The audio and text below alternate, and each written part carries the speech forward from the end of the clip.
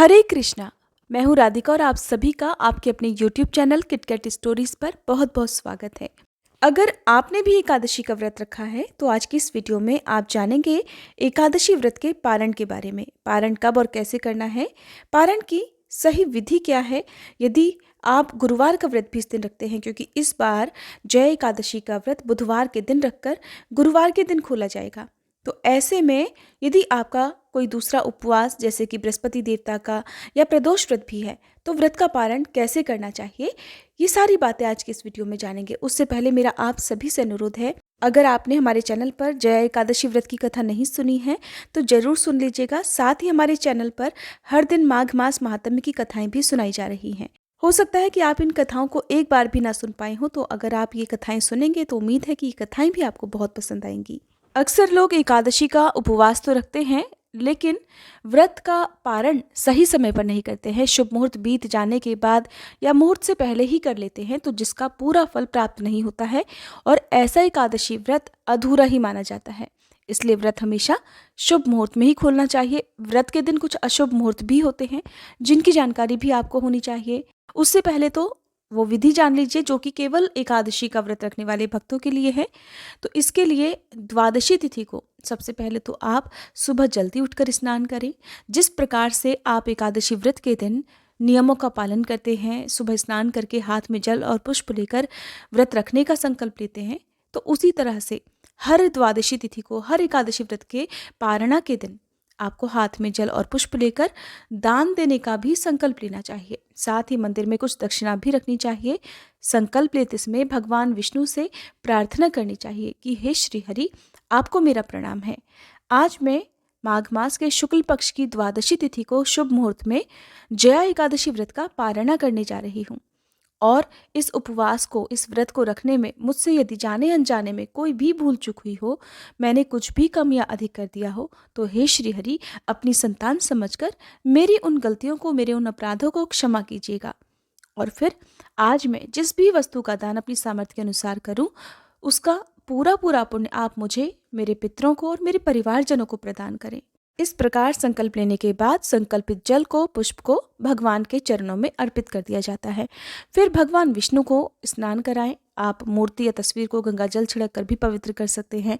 फिर चंदन का तिलक लगाएं, पीले पुष्प अर्पित करें, माँ लक्ष्मी जी की पूजा भी करें, भगवान कृष्ण की पूजा भी करें और धूप दीप जलाकर विधिवत मंत्रों का जाप करें। द्वादशी तिथि के दिन भी कथा सुनी जाती है। व्रत का पारण करने वाले दिन यदि आप कथा सुनना चाहते हो तो कमेंट करके मुझे ज़रूर बताइएगा, ताकि अगली वीडियो में मैं आपको कथा भी सुना सकूं। कथा सुनने के साथ ही आप भगवान विष्णु के मंत्रों का जाप करें और जो कुछ भी भोग आपको भगवान को अर्पित करना है, जैसे कि बहुत से लोग आज के दिन शुद्ध सात्विक भोजन का भोग भगवान को लगाते हैं, जैसे कि जो भी मौसमी सब्जियां आजकल आती हैं उनका, जिसमें सेंधा नमक का यूज़ होना चाहिए, लहसुन प्याज ना पड़ा हुआ हो, ऐसे भोजन का जिसके साथ आप दाल रोटी सब्जी का भोग भी भगवान को लगा सकते हैं। लेकिन इन सब के साथ भी तुलसी पत्र अनिवार्य होते हैं जब भगवान विष्णु को आप भोग लगाएं। और कुछ लोग केवल फलों का, फलों के जूस का या पंचामृत का भोग भगवान को अर्पित करते हैं।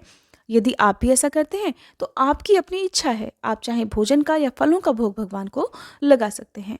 भोग लगाने के साथ ही भगवान विष्णु से प्रार्थना करें कि वो आपके द्वारा अर्पित किए गए इस भोग को स्वीकार करें।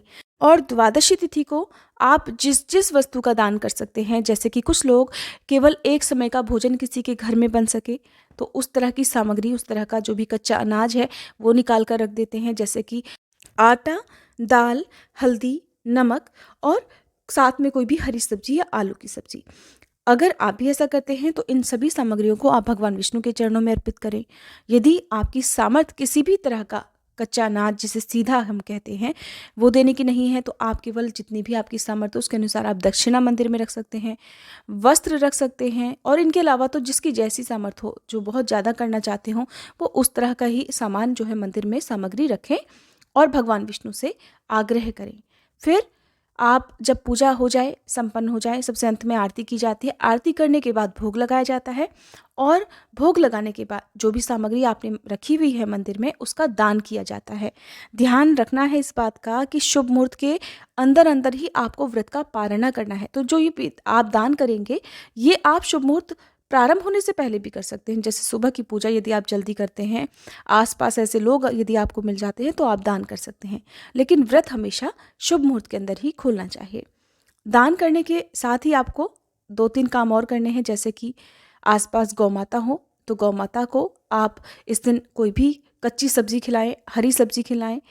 कुछ नहीं है तो गुड़ और रोटी खिलाएं, क्योंकि गुरुवार के दिन इस बार व्रत खोला जाएगा। तो चने की दाल, गुड़ या फिर केले भी गौमाता को खिला सकते हैं। गौमाता को खिलाने के बाद भी आप अपना उपवास खोल सकते हैं। कई बार आसपास दान देने वाले लोग नहीं मिल पाते हैं या दान देने का समय आपके पास नहीं होता है, तो गौमाता के लिए आप जो भी हिस्सा है वो निकाल कर उन्हें खिला कर आइए, उसके बाद अपना व्रत खोल सकते हैं। गौमाता भी आसपास नहीं होती हैं, कई बार लोग शहरों में रहते हैं, तो ऐसे में आप काली चींटियाँ जहाँ पर हों वहाँ पर आटा और शक्कर मिलाकर डाल सकते हैं।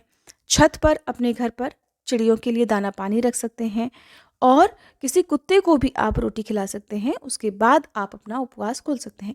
कहने का मतलब यही है कि आप खुद कुछ भी ग्रहण करें उससे पहले आपको किसी दूसरे प्राणी को, जीव जंतु को कुछ ना कुछ भोजन का अंश देना ही होता है। यदि हो सके तो ब्राह्मण देवता को अपने घर पर आमंत्रित करके उन्हें भोजन कराना चाहिए और फिर खुद भोजन करना चाहिए। यही शास्त्रों में एकादशी व्रत का नियम बताया गया है। तभी द्वादशी तिथि को एकादशी व्रत पूर्ण माना जाता है। कई बार ऐसा होता है, महिलाएं या कन्याएं एकादशी का उपवास रखती हैं, लेकिन द्वादशी तिथि को पीरियड्स हो जाते हैं, जिस कारण से आपने एकादशी का उपवास तो रखा। अब समस्या ये है कि पारण कैसे करें। तो देखिए, यदि आपके घर परिवार में कोई भी सदस्य हैं जो आपके हिस्से की पूजा कर सकते हो, आपके हिस्से से भगवान को भोग लगा सकते हो। भोजन जो भी भोग लगाया जाता है वो शुद्ध अवस्था में ही पकाया जाता है। भोग तैयार करें और उन्हीं के द्वारा आप भोग लगवा सकते हैं। उन्हीं के द्वारा आप दान की सामग्री भी दान में निकलवा सकते हैं। चाहे घर में कोई छोटा बालक ही क्यों ना हो, कोई छोटा बच्चा ही क्यों ना हो, उनके हाथ से भी आप मंदिर में दक्षिणा रखवा सकते हैं, मंदिर में दान भिजवा सकते हैं और इस तरह से भी आपका व्रत पूर्ण हो जाता है। लेकिन मन में ये नहीं सोचना चाहिए कि आपका व्रत अधूरा रह गया। बस खुद से कोई भी पूजन सामग्री नहीं छूनी चाहिए। अब बात करते हैं कि जिन लोगों का गुरुवार के दिन बृहस्पति देवता का भी उपवास हो और आपने एकादशी का भी उपवास रखा हो, तो फिर व्रत कैसे खोलें, क्योंकि दूसरा व्रत भी आपको शुरू करना है। तो सबसे साधारण सा नियम है कि व्रत का पारना ऐसे लोगों को जिनका कोई भी दूसरा उपवास द्वादशी तिथि को होता है, सुबह विधि विधान से पहले भगवान विष्णु की पूजा करके द्वादशी तिथि का पूजन समाप्त करें और उसके बाद दूसरा व्रत प्रारंभ करना चाहिए। तो इसके लिए व्रत का पारणा करने के लिए आप केवल तुलसी पत्र और जल, 1 पत्ता तुलसी जी का निगल लें आप पानी के साथ में, उससे भी आपका व्रत का पारणा हो जाता है। एकादशी के दिन किसी भी भक्त को तुलसी पत्र नहीं निगलना चाहिए। ऐसा करने से व्रत खंडित हो जाता है। उस दिन हम भगवान को भोग लगाते हैं और खुद उपवास रखते हैं। तो इस तरह से करना चाहें आप तुलसी पत्र और जल के साथ अपना व्रत खोल सकते हैं। फलों के जूस से, जिसके साथ तुलसी पत्र अनिवार्य है, आप व्रत खोल सकते हैं। कोई भी मुश्किल नहीं है। और यदि आप द्वादशी तिथि को गुरुवार का व्रत रखते हैं तो उस दिन फिर आपको सारा दिन बृहस्पति देवता के व्रत के नियमों का पालन करना होगा। जैसे कि मीठा भोजन किया जाता है, पीला भोजन किया जाता है, तो दिन भर उपवास रखें और शाम के समय पूजा करने के बाद जिस तरह का भी भोजन आप बृहस्पति देवता के उपवास में करते हैं उस तरह का भोजन आप कर सकते हैं। तिथि आपके लिए, अवधि जो है व्रत की, वो कुछ ज़्यादा कठिन और लंबी हो जाएगी, क्योंकि आपने एकादशी का भी उपवास रखा है। तो ऐसे में आप दिन के समय भरपूर मात्रा में जल का सेवन जरूर करें, ताकि शरीर में किसी भी प्रकार की कोई कमी ना हो। जो लोग किसी भी कारण से एकादशी का उपवास नहीं रख पाते हों और एकादशी का पूजन भी आपने किया हो, तो उन्हें भी द्वादशी तिथि को पूजन जरूर करना चाहिए। द्वादशी तिथि को आप चावल का सेवन कर सकते हैं। वैष्णव संप्रदाय में इस्कॉन से जुड़े हुए लोग केवल चावल से ही व्रत का पारणा करना अनिवार्य मानते हैं, तो चावल सुबह को जरूर होनी चाहिए ऐसे लोगों के अनुसार। यदि आप इस नियम का पालन नहीं करते हैं, शुरू से ही आपने नहीं किया है, तो ना करें। एकादशी के व्रत में तुलसी जी में जल अर्पित नहीं किया जाता है, क्योंकि ऐसी मान्यता है कि इस दिन तुलसी माता भी निर्जल और निराहार रहकर उपवास रखती हैं। तो तुलसी जी में जल अर्पित एकादशी के दिन ना करें, लेकिन द्वादशी तिथि को व्रत खोलने से पहले तुलसी माता की पूजा भी जरूर करें। तुलसी जी में जल भी अर्पित करें, धूप दीपक जलाएं, फिर तुलसी माता को भी भोग लगाएं। तुलसी माता को भोग में आप फलों का या जो भी आपने भोग भगवान विष्णु को अर्पित किया है वो लगा सकते हैं, जिसे आप प्रसाद रूप में बाद में खुद भी ग्रहण कर सकते हैं। इस प्रकार से नियमों का पालन करके एकादशी व्रत पूर्ण हो जाता है। द्वादशी तिथि को किया गया भोजन भी शुद्ध सात्विक होना चाहिए। अक्सर लोग कमेंट बॉक्स में पूछते हैं कि क्या हम इस दिन लहसुन प्याज से बना हुआ भोजन ग्रहण कर सकते हैं। तो देखिए, जैसा कि शास्त्रों में नियम बताया गया है कि एकादशी व्रत के नियमों का पालन 3 दिन तक यानी कि दशमी तिथि से लेकर द्वादशी तिथि तक किया जाता है। तो दशमी तिथि को भी शुद्ध सात्विक भोजन ही करना चाहिए और द्वादशी तिथि को भी शुद्ध सात्विक भोजन ही करना चाहिए। जिन लोगों की सामर्थ्य एक समय भोजन करने की ना हो द्वादशी तिथि को, वो 2 समय भी भोजन कर सकते हैं। सुबह और शाम आप वैसे भी द्वादशी तिथि को भोजन कर सकते हैं, लेकिन शुद्ध सात्विक होना चाहिए। इस बार पड़ने वाला जो प्रदोष व्रत है वो 2 तिथियों में पड़ेगा। गुरुवार के दिन गुरु प्रदोष और अगले दिन भी प्रदोष काल का समय हमें और त्रयोदशी तिथि प्राप्त होगी तो शुक्र प्रदोष पड़ने वाला है। व्रत कैसे रखा जाएगा इस बारे में जानने के लिए आप हमारे चैनल पर प्रदोष व्रत की संपूर्ण पूजा विधि और कथा की वीडियो देखना मत भूलिएगा। अब जान लीजिए शुभ मुहूर्त के बारे में कि व्रत का पालना आप किस समय कर सकते हैं।